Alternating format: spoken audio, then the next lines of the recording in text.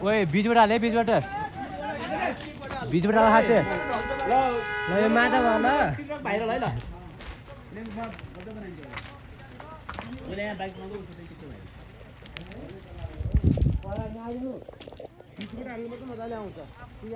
बीचबाट आउँछ भाइ बोलेर गयो सबै सिकाउने यतिर के आउँछ भम्पु गएन उ गर्ने हुन्छ अहिले के हुने के नराखेको यो बाख्राको चाहिँ यो खसीको आउँदै चाहिँ आइरहेको